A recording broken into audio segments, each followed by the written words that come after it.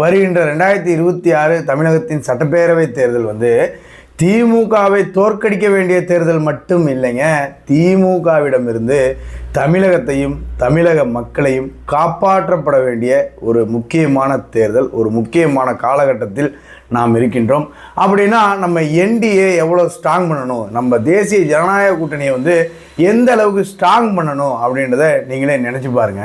இந்த நேரத்தில் தேசிய ஜனநாயக கூட்டணியிலிருந்து திரு ஓபிஎஸ் அவர்கள் விலகி இருக்கிறார். நேற்று அதை உறுதியும் படுத்தியிருக்கிறார் திரு ஓ பன்னீர்செல்வம் அவர்கள்.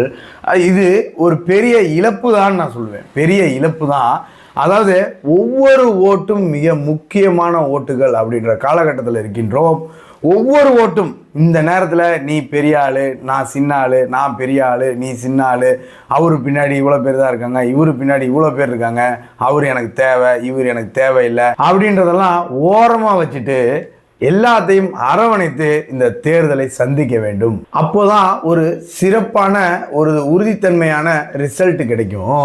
இந்த சீரியஸ்னஸ் திமுகவிற்கு நன்றாக புரிந்திருக்கிறது. ஆனால் இந்த பக்கம் அதிமுகவிற்கு புரிகிறதா என்பதுதான் தெரியவில்லை. ஏன் நான் இந்த இடத்துல அதிமுக மட்டும் சொல்கிறேன், பாஜகவை சொல்ல மாட்டேங்கிறேன் அப்படின்னு நீங்கள் கேட்பீங்க. இந்த கூட்டணி என்டிஏ தேசிய ஜனநாயக கூட்டணிக்கு தலைமை வகிப்பது அதிமுக. தலைமை அண்ணன் எடப்பாடி பழனிசாமி அவர்கள். அப்போது இந்த கூட்டணிக்கு அவர்கள் தான் பொறுப்பு, எடப்பாடி பழனிசாமி அவர்கள் தான் பொறுப்பு. அவர் தான் எல்லாத்தையும் ஒருங்கிணைத்து அரவணைத்து கொண்டு வர வேண்டும்.